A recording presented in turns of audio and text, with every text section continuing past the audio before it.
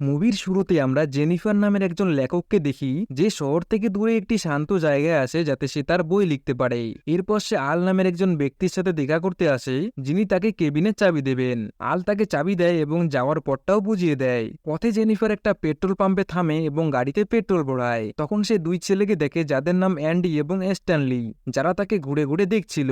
ঠিক তখনই জনি নামে একজন কর্মী এসে তার সাহায্য করে এবং জেনিফারকে জিজ্ঞাসা করে সে কোথায় থাকছে।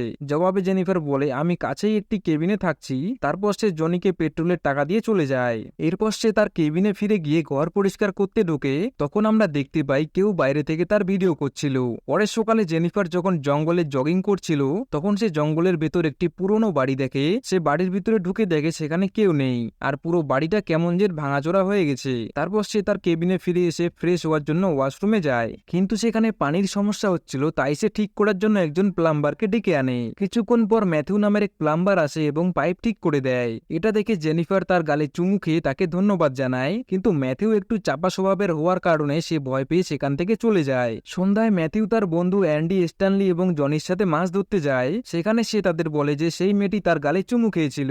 এটা শুনে জনি বিশ্বাস করতে চায় না। তখন স্ট্যানলি তার ক্যামেরায় সেই মেয়ের ভিডিও দেখায় যা আগের রাতে সে গোপন করে ধারণ করেছিল। এটা দেখে জনির মন খারাপ হয়ে যায় এবং সে এখন জেনিফারের প্রতি খারাপ উদ্দেশ্য নিয়ে চিন্তা করতে থাকে। রাতে জেনিফার যখন ঘুমাচ্ছিল তখন হঠাৎ দরজা থেকে কিছু শব্দ শুনতে পায়। সে পরীক্ষা করতে গেলে দরজার কাছে একটি মৃত পাখি দেখতে পায় এবং স্টোর রুমে দরজা খোলা অবস্থায় দেখতে পায়। সে সেখানে গিয়ে দরজা বন্ধ করে দেয় এবং আবার তার কেবিনে ফিরে আসে। তখন তার চোখে পড়ে তিন বন্ধুর ছবিটি। এরপর তিনজন এসে জেনিফারকে ঘিরে ধরে। এটা দেখে জেনিফার তাদের বলে যে তার বয়ফ্রেন্ড এখানে আসতে চলেছে, তাই তাদের চলে যাওয়া উচিত। কিন্তু জনি তাকে বলে যে সে জানে এখানে তার কোনো বয়ফ্রেন্ড নেই এবং সে ম্যাথিউর গালে চুমু খেয়েছিল। জেনিফার ব্যাখ্যা করে যে এটি কেবল একটি ধন্যবাদ ছিল, কিন্তু জনি বলে সে শহরের মেয়েদের ভালোভাবে জানে এবং কি চায় তা বুঝতে পারে। এরপর জনি তাকে মদের বোতল দেয় এবং জোর করে তা পান করতে বলে।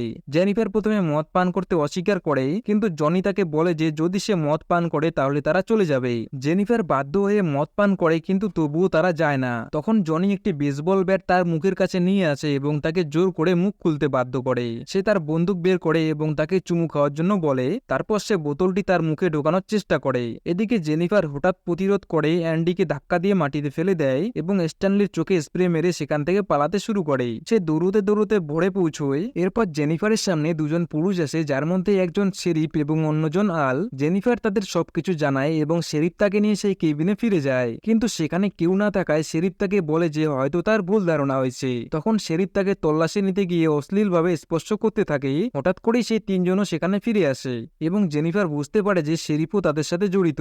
শেরিফ তাকে বলে যে তার সাথে এখন খুব খারাপ কিছু ঘটতে চলেছে। জনি এরপর জেনিফারকে ধরে রাখে এবং ম্যাথিউকে তার পোশাক খুলতে বলে, কিন্তু ম্যাথিউ প্রথমে তা করতে অস্বীকার করে। জনি তাকে পুরুষ হতে বলে এবং ম্যাথিউ বাধ্য হয়ে তার পোশাক খুলতে শুরু করে। এরপর তারা জেনিফারের পোশাক ছিঁড়ে ফেলে এবং ম্যাথিউকে তার উপর অত্যাচার করতে বাধ্য করে। এতে জেনিফার প্রচন্ড কাঁদতে এবং চিৎকার করতে থাকে। ঠিক সেই সময় শেরিফের মেয়ের ফোন আসে যে তার বাবাকে বাড়িতে তাড়াতাড়ি আসতে বলে। শেরিফ তার মেয়েকে দ্রুত বাড়ি ফেরার প্রতিশ্রুতি দিয়ে কল কেটে দেয়। তারপর তারা সবাই জেনিফারকে একা ফেলে চলে যায়। এরপর জেনিফার নিজেকে সামলে নিয়ে সেখান থেকে বের হতে চেষ্টা করে, কিন্তু কিছু দূর যেতেই আবার সেই পাঁচজন তাকে ঘিরে ফেলে, কারণ তাদের পাশবিক আকাঙ্ক্ষা তখনও পূর্ণ হয়নি। তারা তাকে মাটিতে ফেলে দেয় এবং শেরিফ প্রথমে তার উপর অত্যাচার শুরু করে। এরপর একে একে বাকিরাও তাকে নৃশংসভাবে নির্যাতন করে। তাদের বর্বর আচরণে তৃপ্তি পেয়ে অবশেষে তারা তাকে ছেড়ে চলে যায়। কোনোভাবে জেনিফার উঠে দাঁড়ায় এবং সেখান থেকে পালাতে চেষ্টা করে। শারীরিক ও মানসিকভাবে বিধ্বস্ত হয়ে সে যেন একেবারে উন্মাদ হয়ে গেছে। একটি সেতুর কাছে পৌঁছানোর পর তারা আবার তাকে হত্যা করার জন্য সেখানে আসে। তবে জেনিফার নদীতে ঝাঁপ দেয় এবং তারা তাকেই খুঁজতে থাকে, কিন্তু তাকে কোথাও দেখতে পায় না। বেশ কিছুক্ষণ ধরে তারা জেনিফারের দেহ পানির উপর ভেসে ওঠার অপেক্ষা করে, কিন্তু কিছুই না দেখে শেরিফ সবাইকে সতর্ক করে দেয়। সে বলে যে যদি জেনিফার পালিয়ে যায় তাহলে তারা সবাই বিপদে পড়বে। তারা দ্রুত জেনিফারের সমস্ত জিনিসপত্র পুড়িয়ে ফেলে যাতে কোনো প্রমাণ না থাকে যে সে সেখানে ছিল। রাতে শেরিফ বাড়ি ফিরে তার মেয়ের সাথে দেখা করে, যেখানে তার মেয়ে তাকে জানায় যে সে অনার্স প্রোগ্রামের জন্য নির্বাচিত হয়েছে। পরের দিন শেরিফ আলের কাছে গিয়ে তার চাবি ফিরিয়ে দেয়। এরপর আল শেরিফকে জিজ্ঞাসা করে ওই মেয়ে কি চলে গেছে। শেরিফ উত্তর দেয় হ্যাঁ চলে গেছে। এরপর আমরা দেখি যে জেনিফারের সাথে যা করেছে তা নিয়ে ম্যাথিউ অপরাধবোধে ভুগছে। তাতে আল শেরিফকে ফোন করে জানায় যে জেনিফারের বোনের ফোন এসেছিল এবং সে বলেছিল যে এখনো পর্যন্ত জেনিফার বাড়ি ফেরেনি। আল জিজ্ঞাসা করে তুমি কি জানো সে কোথায়। শেরিফ বলে না আমি জানি না। পরের দিন সকালে স্ট্যানলি দৌড়ে এসে অ্যান্ডি ও জনির কাছে জানায় যে তার ক্যামেরা চুরি হয়ে গেছে, যার মধ্যে জেনিফারের ভিডিওগুলো ছিল।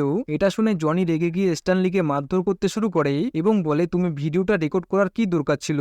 রাতে যখন জনি টিভি দেখছিল তখন সে দরজার কাছে কিছু আওয়াজ শুনতে পায়, গিয়ে দেখে সেখানে জেনিফারের স্যান্ডেল পড়ে আছে, যা দেখে সে ভয়ে কেঁপে ওঠে। হঠাৎ জোপের ভেতর থেকে কিছু শব্দ আসে এবং সেখানে গিয়ে জনি ম্যাথিউর রবার ব্যান্ড গুলো খুঁজে পায়। এতে সে ভাবতে শুরু করে যে হয়তো ম্যাথিউ এইসব করেছে। পরের দিন শেরিফ যখন বাড়ি ফিরে আসে, তার স্ত্রী বলে যে কেউ তার জন্য একটা ক্যাসেট পাঠিয়েছে, এবং যখন শেরিফ সেই ক্যাসেটটি দেখে সে বুঝতে পারে যে এতে জেনিফারের ভিডিও আছে। ফলে সে তৎক্ষণাৎ তাদের তিনজনের কাছে যায় এবং অ্যাস্টনলিকে মারতে শুরু করে বলে, তোমার ভিডিও বানানোর কি দরকারটাই বা ছিল? তখন জনি বলে যে গত রাতে কেউ তাকে বিরক্ত করছিল এবং এটা নিশ্চয় ম্যাথিউ করেছে, কারণ সে জেনিফারের মৃত্যুর জন্য অপরাধ বোধে ভুগছে। তখন শেরিফ তাদের বলে ম্যাথিউকে খুঁজে এনে তার কাছে নিয়ে আসতে। এরপর শেরিফ আলকে শিকারে যাওয়ার অজুহাতে জঙ্গলে নিয়ে যায় এবং তাকে গুলি করে মেরে ফেলে, কারণ আল তাদের উপর সন্দেহ করতে শুরু করেছিল। অন্যদিকে ম্যাথিউ জেনিফারের বাড়িতে যায় এবং তার কথা ভাবতে থাকে। হঠাৎই সে জেনিফারের আওয়াজ শুনতে পায়, তাই উপরে উঠে যায়, কিন্তু তারপর সে সিঁড়ি থেকে পড়ে গিয়ে অজ্ঞান হয়ে যায়। যখন তার জ্ঞান ফেরে সে দেখে জেনিফার তার সামনে বসে আছে, তাই সে তার কাছে গিয়ে ক্ষমা চাইতে থাকে, কিন্তু ঠিক তখনই জেনিফার একটি দড়ি দিয়ে তার গোলা টিপে ধরে এবং এতে ম্যাথিউ আবার অজ্ঞান হয়ে পড়ে। অর্থাৎ এখন জেনিফার সবাইকে শাস্তি দিতে চায়। পরের দিন অ্যান্ডি ও স্ট্যানলি ম্যাথিউকে খুঁজতে জঙ্গলে যায়। হঠাৎ অ্যান্ডির একটি বাড়ি নজরে আসে এবং সে সেটা দেখতে ভিতরে ঢুকে। অন্যদিকে স্ট্যানলির সামনে হঠাৎ জেনিফার এসে দাঁড়ায়, আর যখন সে তাকে আক্রমণ করতে এগিয়ে আসে তখন তার পা একটি ফাঁদে আটকে যায়। চিৎকারের শব্দ শুনে অ্যান্ডি সেখানে এলে পেছন থেকে জেনিফার তাকে আঘাত করে অজ্ঞান করে দেয় এবং সাথেই স্ট্যানলিকেও মেরে অজ্ঞান করে ফেলে। এরপর যখন অ্যান্ডি চোখ খুললে সে নিজেকে একটি বাথটাবের উপর বাঁধা অবস্থায় দেখতে পায়। তখন জেনিফার বাথটাবে পানি ছেড়ে দেয়। অন্যদিকে স্ট্যানলিকে একটি গাছের সাথে বেঁধে রেখেছিল এবং তার ভিডিও করতে শুরু করে। এরপর সে একটি মাছ কেটে তার মাংস স্ট্যানলির চোখে ঢুকে দেয়, ফলে কিছু পাখি এসে তার চোখে লেগে থাকা মাংস খেতে শুরু করে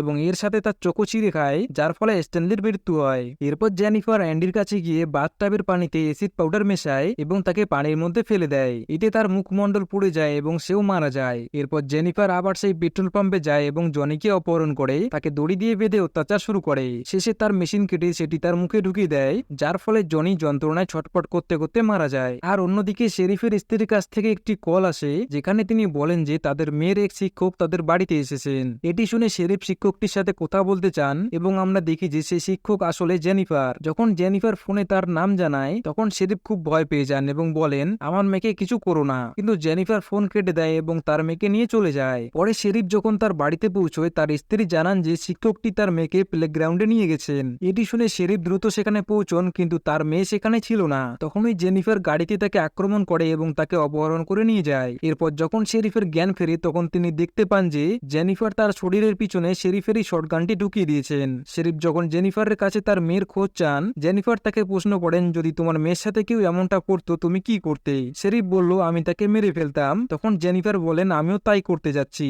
এরপর জেনিফার শটগানের ট্রিগারে একটি দড়ি বেঁধে তার অপর প্রান্তে অজ্ঞান হয়ে পড়ে থাকা ম্যাথিউর হাতে বাঁধেন, যাতে ম্যাথিউর জ্ঞান ফিরতে ট্রিগারটি চেপে যায়। তারপর তিনি বাইরে গিয়ে বসে পড়েন। ওদিকে ম্যাথিউর জ্ঞান ফিরতে সে হাত নড়ায়, যার ফলে গুলি চলে যায় এবং শেরিফ এবং ম্যাথিউ দুজনেই মারা যান। আর এইভাবেই মুভিটি শেষ হয়ে যায়।